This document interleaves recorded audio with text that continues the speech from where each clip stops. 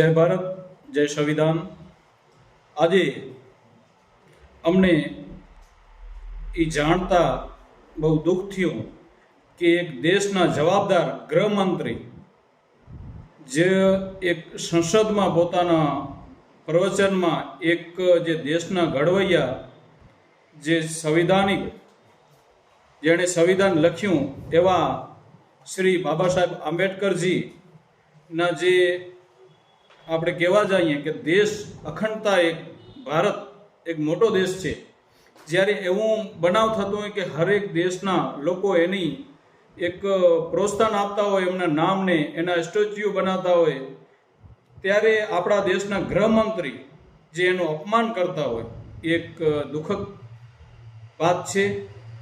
અને જેવી રીતે દેશના રાષ્ટ્રીય પિતા મહાત્મા ગાંધીજીનો માન સન્માન જાળવાય, એવી જ રીતે દેશના જે કાયદા મંત્રી અને આપણે કહેવા જઈએ એ જે કાયદોને લખનાર, સંવિધાન લખનાર, તો એ આપણે ક્યાં હદ સુધી ભૂલી જઈએ કે એમણે જેણે ગૃહમંત્રી બનાવ્યો છે આજે દેશે, એ સંવિધાનની જ દેન છે, એ બાબા સાહેબ આંબેડકરના લખેલા સંવિધાનની જ દેન છે।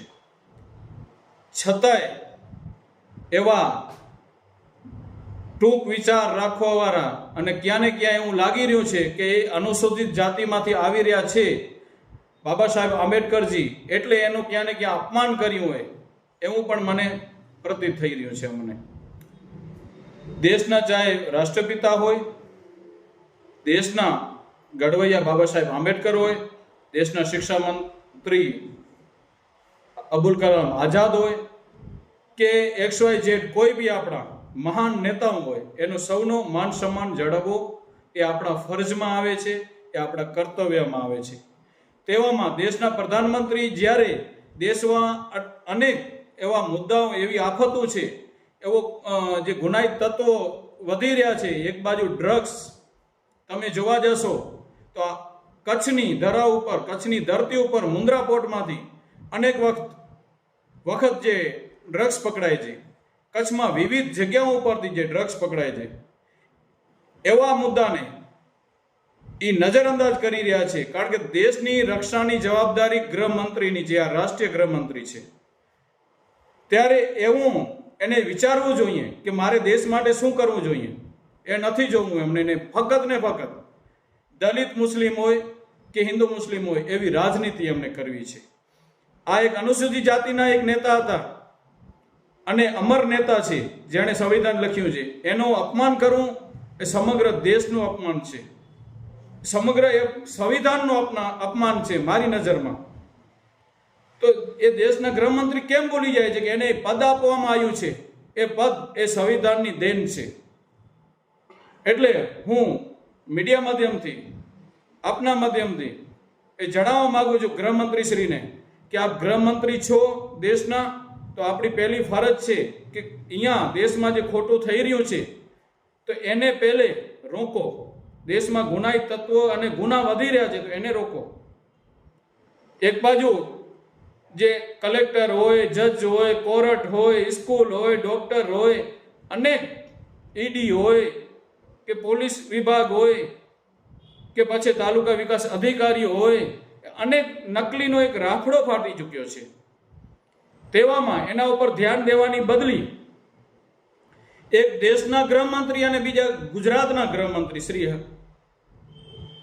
તો એ બેનું કામ શું બની રહ્યું છે કે દેશને જોડવાનું છે, દેશની જે એની અંદર જે ખરાબી ફેલાઈ થઈ રહી છે એને રોકવાનું છે।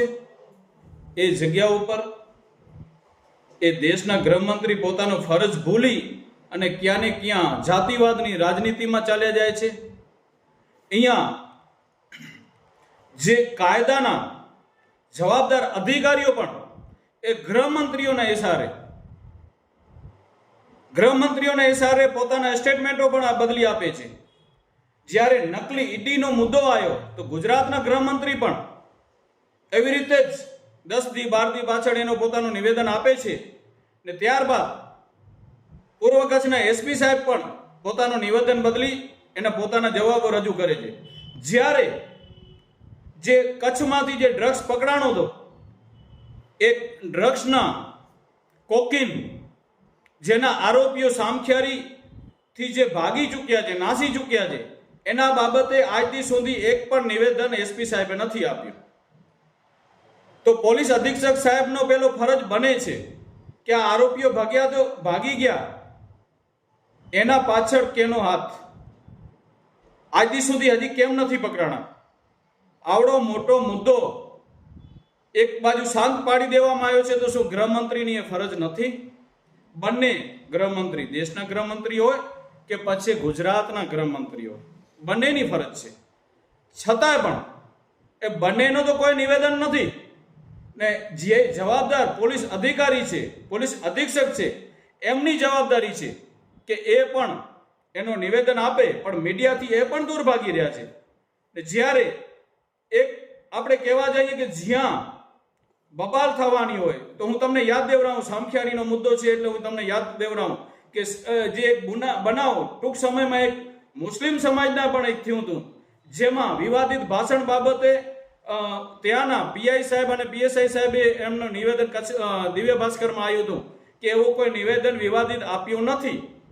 ત્યારબાદ થોડાક દિવસમાં પાછો પૂર્વ કચ્છ એસપી સાહેબનું નિવેદન આવે છે કે એમણે ભડકાઉ ભાષણ આપ્યું હતું ને તેમને વિવિધ જગ્યાઓ પર પાસાની સજા તત્કાલ કરવામાં આવી.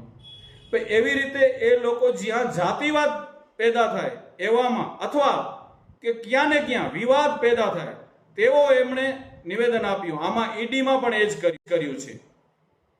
ઈડીમાં જે જવાબદારી એમની હતી કાર્યવાહી કરવાની, એના પાછળ કોણ તંતુઓ છે કે એને ઈડીની ટીમ બનાવીને ચાલી રહ્યા હતા, એના પાછળ એની દોરી સંચાર કરવાવાળા કોણ છે એ જોવાનું હતું. કે એક વ્યક્તિ જે લોજપામાં હતા, આમ આદમી પાર્ટીમાં આવ્યા, પાછા લોજપામાં ગયા અને એક દલિત સેનાના અત્યારે પ્રમુખ પણ હતા, જે એનો નામ અત્યારે અચાનક માસ્ટર માઇન્ડ તરીકે દર્શાવવામાં આવ્યું. તો જ્યારે એનાથી વિવાદ કચ્છમાં એક વધ્યો, એક વકર્યો, તો આપણે એમ કહેવા જઈએ તો ગુજરાતના ગૃહમંત્રીને આપણે એટલી તો ખબર હોવી જોઈએ કે અહીંયા ડ્રગ્સના જે આરોપીઓ ભાગી ગયા છે, તો એ ડ્રગ્સના આરોપીઓ બાબત શું કરવા જે ખુલાસો નથી માંગવામાં આવ્યો. સાથે દેશના ગૃહમંત્રી આવડા જે કહેવા જઈએ કે ગુજરાત હોય કે દેશમાં મણિપુર, અનેક કહેવા જાઉં સંભલ, જે પણ એ જ્યારે દખી રહ્યું છે, એવામાં બાબા સાહેબ આંબેડકર એક મહાન જે હસ્તી કહેવાય દેશની, એના બાબત એક ટિપ્પણી કરી અને એનું અપમાન કર્યું છે, એ દુઃખદ છે. જેથી અમે આપના માધ્યમથી અમે ગૃહમંત્રીના રાજીનામાની માંગ કરીએ છીએ અને એવા તમામ જે પણ નેતાઓ છે, જે પદ ઉપર છે, જેને કાયદાની ભાન નથી, એ તમામને એ પદ ઉપરથી દૂર કરવો જોઈએ અને એને રાજીનામા આપવા જોઈએ, એવી અમારી માંગ છે. જય હિન્દ, જય ભારત, જય સંવિધાન.